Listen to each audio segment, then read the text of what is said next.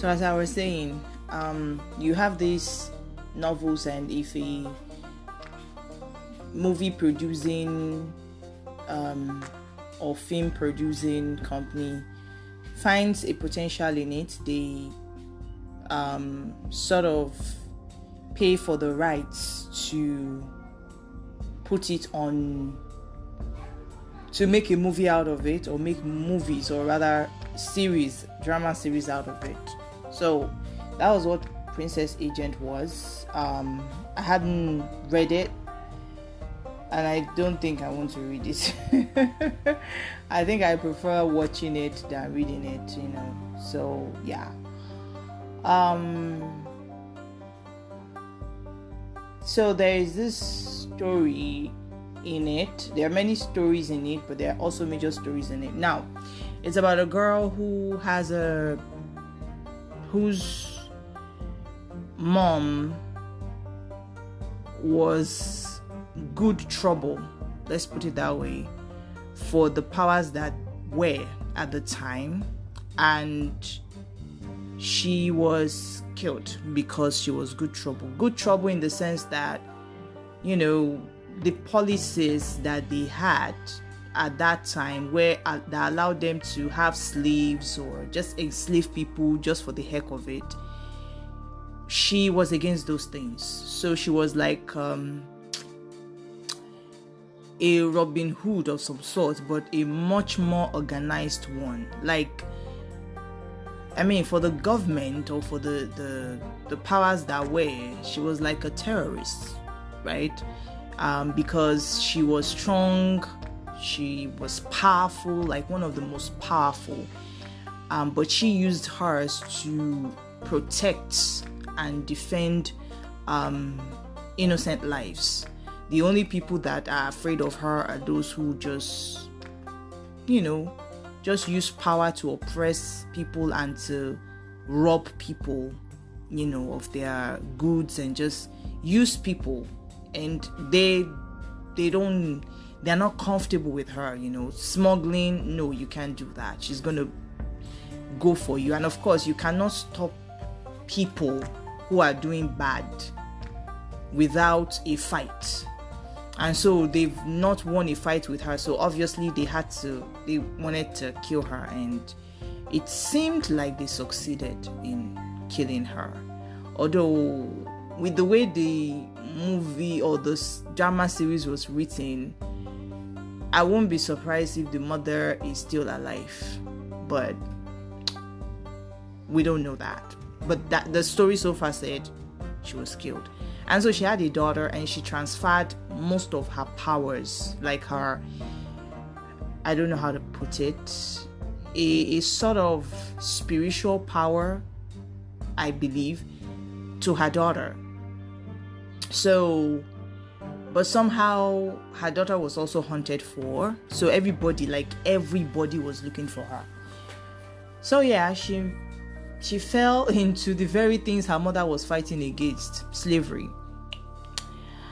And she lost her memory, but she fell into the hands of a good man who wasn't exactly happy with the system, but that was what he found himself in. So he was as fair as possible as he could be, and he grew to love her, though he fought it. But he grew to love her, and he was always protective of her. But she was just thinking of ways to escape him and get away from him.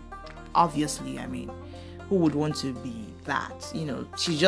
I think, though she lost her memory, but she kind of knew that she was way above, that she didn't have the luxury of just accepting the status quo, right? She was made for more. She was created for more.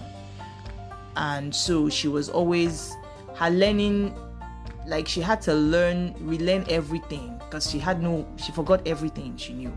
So she had to relearn everything, and it was this man that sort of brought out what she had naturally. Of course, he was also one formidable guy himself.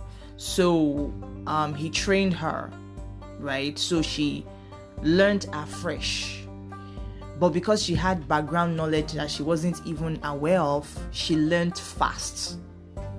And, quickly became what you can call princess agent. Like somebody who was an agent, but was also a high-ranking one, right? With the privileges that comes with some of the privileges that come with a princess, like, but she's not a princess. I don't know how to explain it, but it's like being a noble servant of some sort, if that makes any sense. So I don't know how I delved into the story, but I can't tell you what I just realized right now without giving you a background onto it. So she became this man where two major men were struggling to keep her. I wouldn't say two major, but one that the good man that she fell in his hands, who was, I'm not sure he's the hero now, but yeah, he's a hero in more ways than one. The guy she fell into his hands was he wasn't holding on to her per se. He just wanted her to be safe, so he was teaching her and all of that. Although he would say that he wants to train her, he had to explain himself. So it created a lot of misunderstandings between them, where the only part she knew of him was where he was trying to use her, in quote. But he said all that to protect her, because he knew that if, like, he gave her, this was a guy who was whose family was an elite an elite CIA family of some sort, like a family that they are into protecting the interest of the crown as it is, so that's like that is passed down from generation to generation, so their family had that special unit. Like there are some families like that, they have that special unit where they gather information, they do intel, they do all the things that have to do with security as assigned to them, so they have their responsibilities to the crown, from generation to generation. So they have, shall we say, a lot of secrets as well about the royal family, about royal families that they have served over the decades and sometimes even the centuries, so over the decades they've had over the centuries, if you may, they've when you are required to do some things for some people, it's wrong, but because they have the authority and they have power, you do it for them, but you do know that they did something, so they are under oath of some sort too. So that makes them really special and secretive. So it's a family thing, and there is the person who was conferred that honor of continuity was this guy. His name was Yuen Yue. So he was the one conferred with that title because he was very level-headed, cool. They called him Ice Cube. That's what they call somebody who doesn't show emotions, doesn't react, very silent kind of guy. He was more of an action person. He does more than talk. So he was the master of Chuchao, who he named Shenga. Shenga means star, and his name means moon, right? So, like, everything he's done were kind of obvious to everyone except her, that this guy actually loves her, and step out of line if necessary, step out of, the boundaries, however unfair they are, to protect her. And he also gave her a sword. It's the lover's sword.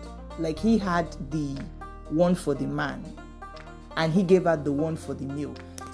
For the female rather. So you see, so they had the lover's sword. Like, he gave her the pair that ought to belong to the woman he loves, right? He was using the male one, so he gave her the female, the second pair. And I don't think a man like himself, with that kind of responsibility, will not just give something like that to just any woman, especially not a maid, right? Or a servant or a slave, as the case may be. He won't just give her that. He gives her that because she's special to him. But it took her almost losing him to actually realize that. I don't know why we always do that. Like, why do we always have to wait? Like, all the clues are there, but we just don't, So, her issue was that she was a slave to him. That's what she didn't see all the many times he had put himself on the line to rescue her, to protect her. He didn't see all of those things. He didn't see that. She didn't see that. All she saw was she's a slave and she wants to be free, And of course, there was also misunderstandings along the way. So there was this guy that she ended up going off with. Not going off with, but per se, There was this guy, Yan Shun, who his close friends, well, as close as he can have, with Yue Yue. And, I think he just sort of gravitated. He didn't, Yue Yue didn't make friends, but it's like Yan Shun was like the only one he sort of tolerated around him. I think he saw through him. That guy just sees through people. So I think he just saw through him that, yes, he's acting like this good, happy-go-lucky guy and all of that, but beneath all that is an ambitious man that would, if the opportunity arises, would do anything, betray anybody, get mean and cruel to get what he wants. Now, the way the story was written, or as some people will call it, the way the story turns out was that he now had a quote and unquote good excuse to actually become mean in the name of revenge. So I think he just saw to him. So he never really, although he saw the good side of him, but he sort of knew him. So he wasn't very surprised how he turned out. He wasn't surprised how he turned out. So, but everybody was like, oh, so he sort of knew him. So a lot of times it was Yue Yue that would sabotage his attempts to get revenge. Now, it's not that he's sabotaging his attempt to get revenge, it's that he's protecting innocent people from this guy, which is seen as a sabotage of some sort. So this is the person that the woman he loves went off with because she felt that it was unfair. She had lost her parents as well. She had lost her parents. She had lost her siblings. Well, her foster parents and her foster siblings. She's lost her mom. So she felt like she cannot keep being part of an establishment that just oppresses people. So she went off with the guy when he, went through his own crisis and decided that she was going to be with him and protect him and all of that. But turns out that he was just using her. He liked her, yes, but he didn't see her as, he saw her as a maid more than the person who she was a maid to. Isn't that interesting? Like, they were always having these conversations before crisis started, when everything was just rosy among the elite families. Well, on the surface though. when he would say, when are you going to give me Shinga? And he was like, I'm not giving her to you. Like, he was just asking of her as if, like, one of these, I'm going to steal her from you, you know. And in a way, he did steal her, you know, but I guess she allowed herself to be stolen, in quote, you know. One can understand why she went with him, though. He needed somebody to be with him, and she decided to be that person. But along the line, you know, a lot of horrible things happened that she was not in agreement with, and eventually he could not even give her what he promised her. He decided for her what he wanted to give to her. He decided that he wanted to become the emperor and make her the empress. And she's like, that was not the agreement. We certainly did not have that agreement. And so, you know how it is that some men, and a lot of men do that kind of thing, not a lot of men, but some men do that kind of thing, and it's annoying, really, because they think that this is what you deserve. They're not even paying attention to what you want. Unlike Yue, he paid attention to what she wanted, and at some point when they were on, shall we say, level grounds, at that time they're now they are now enemies, like they are in enemy camps.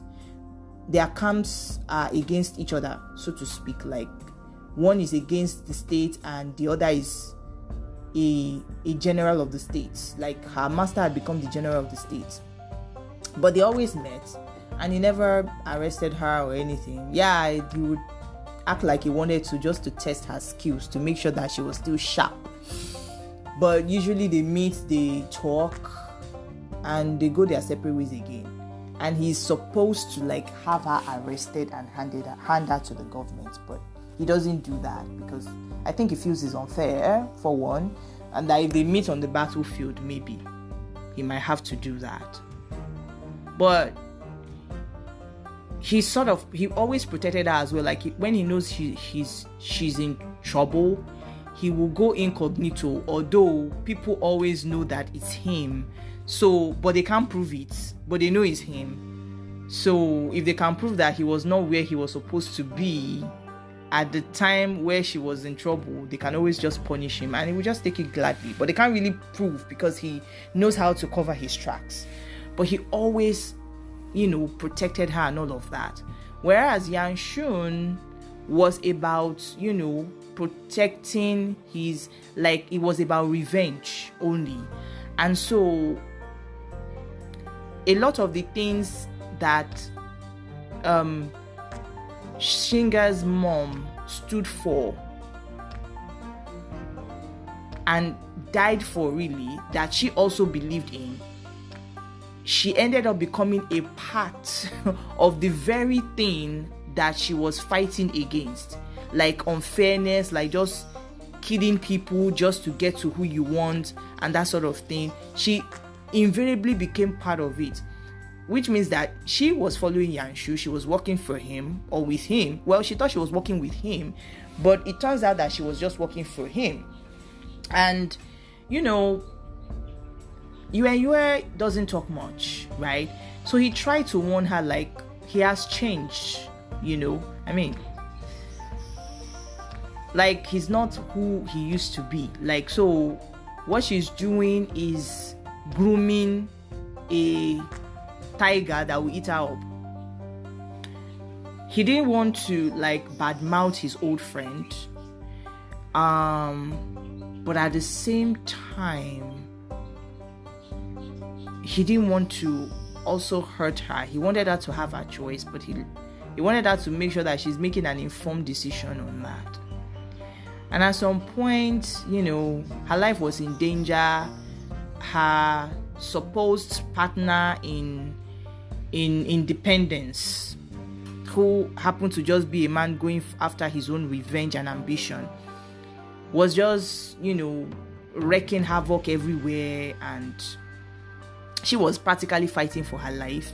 And every time it was this, her master, in quotes, that will come to her rescue. No matter where she was, he will get there and rescue her. Like, he will go to places that he normally would not even go to because he likes to mind his business, to go and get her what would help her. And she was telling him, like, I'm rewatching it because I watched it like 2-3 years ago. So he would get her stuff, like he would just, like, how will I put it now? He was just there for her. You know, he was just one of those people that showed love. And at some point, she was like, I need to go to him. I think she was trying to explain why she can't be with him. And she was like, he's like he's lost his way. She's now beginning to realize what he told her, but she feels that if she can talk to him, like if she can talk to him and remind him of, you know, their goals, that maybe he would listen. And so he was like, let me talk to him, like I like he needs me. And for the first time in 40 something episodes, he kissed her. Like some people say that the longest kiss in Chinese drama. And he said something that really touched me, and then also broke not broke my heart really, but just, you know, that you just feel like your heart is, that pinched my heart and at the same time touched me. Like, I need you to, can you feel it? But he still, you know, left her alone. Like, for him, is like, when you love someone, even if it hurts you, you let them go. You give them the freedom to choose. You don't imprison them. You set them free. Right? And that was what he did. It hurts him to do it. It's jeopardizing him and everything else that he needs to do. But he let her go. Whereas Yanshu was holding onto her and using her because she was well trained. She was a skilled warrior. She had become a skilled warrior. And he knew that victory, he would attain a lot of victory if she was there with him. But at the same time, he knows that the kind of fight, the dirty fighting he had now begun to fight, that she was not going to be a part of it. And so it got to a point where the very person she was against, thinking that he used her, she was his slave and stuff, which, by the way, he gave her release papers at some point, you know, and all of that. It was now Yanshu that was doing that to her. And she just was in denial. You know that thing when you have been in a relationship for a while and they were not lovers per se, you know, but they've been in a relationship, but, you know, people knew and believed that they were lovers, but they were not. She was, to her, he was her friend, you know, her brother, sort of. But he felt that, you know what, I can give you something more. Why don't I become emperor? And so the life of peace he promised her, he turned that peaceful place into chaos for her, and she nearly died there. And it was this guy who was her master, used to be her master from the enemy side, that came incognito to rescue her a lot of times when they could have been working together, but because it was just crazy. So sometimes I look at it like, it's like, for her intelligence, she didn't read the signs, or she didn't want to.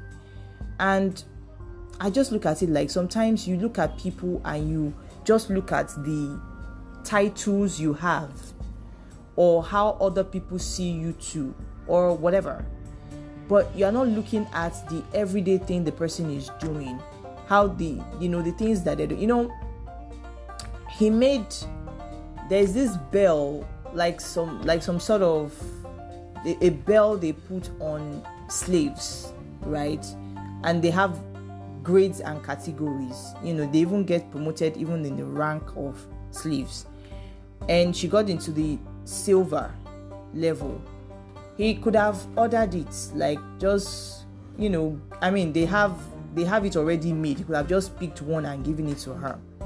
But he made it himself. Like, he sat up all night crafting a special bell for her. Now, at that point in time, he has gone beyond, I'm marking my slave. You don't stay up all night doing something like that for a slave. You do that for somebody that, I think it was just his ring to her without being obvious. And when she broke it, like, she took the bell from her head and then smashed it on the floor. Like, I am not... Shinga is also like her slave name, but I don't know why somebody has a problem with star. For someone to call you that, you are above. And his name means moon. So you're not that far removed from a moon. The moon is shining, you're also shining, right? But she didn't see it from all that angle.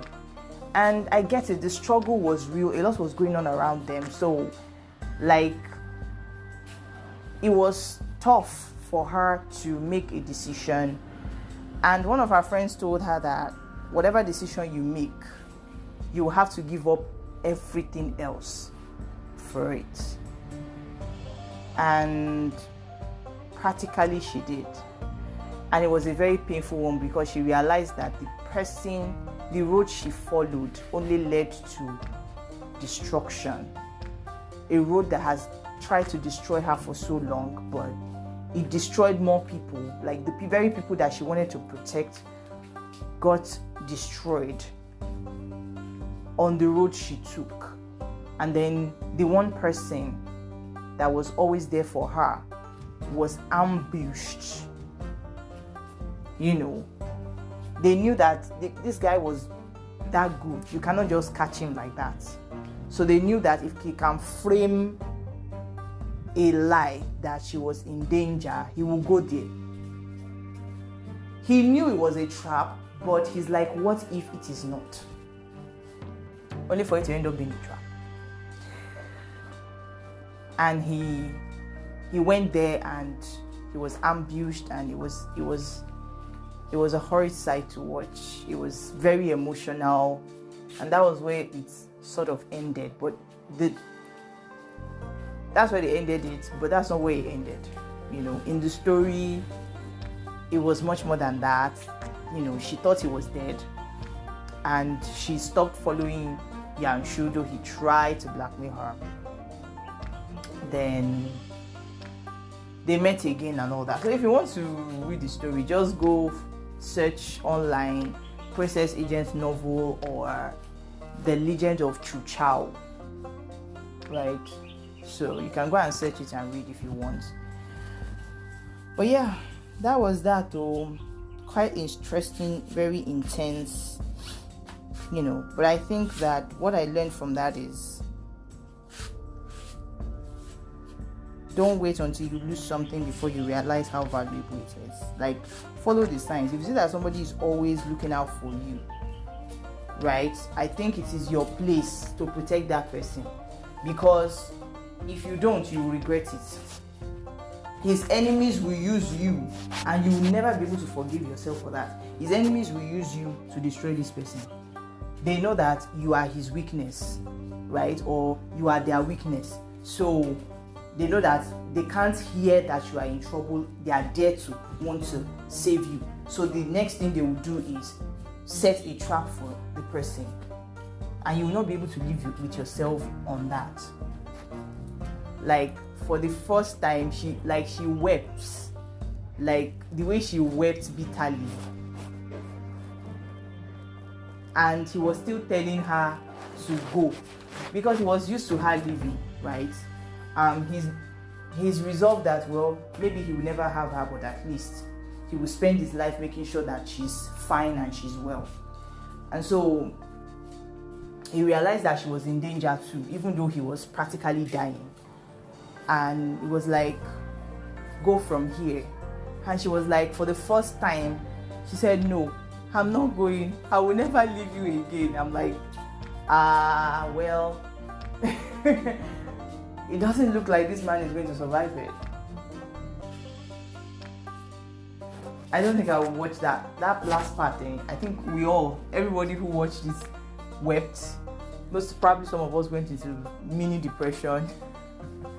It's hard to watch a good man like that just fall, and the sorry excuses, but at the end of the day, what it looked like was not just a military strategy to Yang Shun. It was that he was jealous. He knew that, and she told him, he said, you always suspected me, like you never trusted me with anything, like I was under suspicion with you. It wasn't enough that I left somebody I was supposed to be loyal to, because when somebody trains you, you're supposed to be loyal to them. You're supposed to, protect their interests because they had poured into you, they have invested into you. But she used that investment to protect him, and that was not enough. She followed him, she protected him, she did all of that. After all they went through, he still suspects her. He's put her life in danger more times than she cares to count. Did things that they didn't agree to. And then this, she gave him a piece of her mind. And she was like, look, if this guy dies, out of everything you've done that is horrible, I'll never forgive you. And it didn't look like he cared like that.